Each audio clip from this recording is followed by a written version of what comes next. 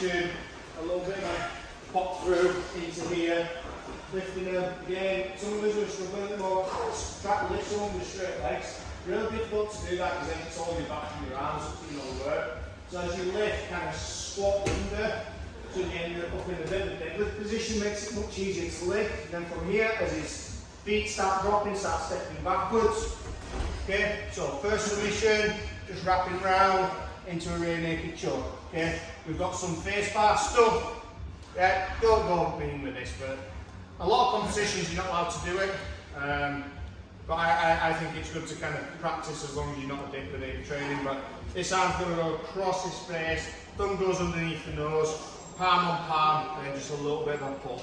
Okay, don't go any harder than that, nice and controlled. Okay, the other option we've got from here as well, which I really like,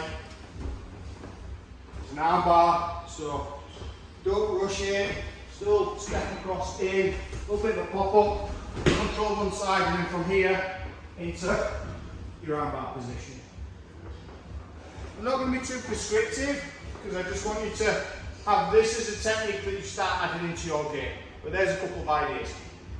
The one that's probably the best value is the rear naked choke, because that's the one where once it's in, it doesn't matter how much you resist. If you get both carotid arteries, they go to sleep within 6 to 7 seconds.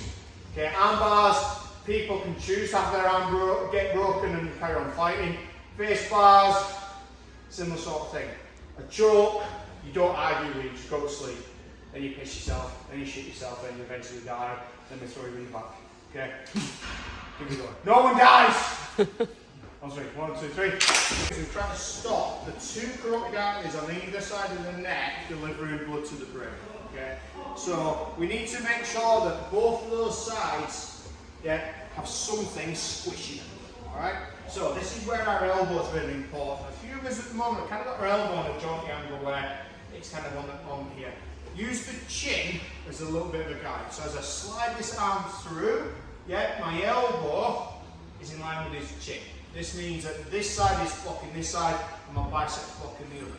If Jay turns his head, yeah, I can't choke it because I can't get anything on this side. And this is when we probably switch to maybe a face bar to then start looking at going through into the other side. So as we do this choke, yeah, hand it nice and deep, through, and then we're going to do the Macarena. Okay, you guys probably don't know what the Macarena is. Google it. Okay, so here, and on the bicep, arm round, through. Don't lift up. Okay, a couple of us when we're doing this as well, so we're lifting up, that's creating space. Yeah, everything pushes in. So when we're choking, yeah, we're going around like a snake, taking away the space and slowly squeezing. You don't see an anaconda doing this sort of thing. Okay, it just gets round, gets tighter, tighter, tighter, takes the space away and crushes. Okay, so just as a general guide, have the elbow in line with the chin. Yeah, don't get choked out. It's not funny. Okay, and jokes aside, like I've seen people piss the pants, shit the pants, and all that stuff. I don't want to say anyone ever died, but like being choked out, you don't know how people will respond. They could vomit, and if you're still choking them, and then choke on their own vomit, you know, there's lots of bad stuff that can happen. So don't go, see what it feels like. It's not that kind of club. All right, give it a go though. On 3, 1, 2, 3.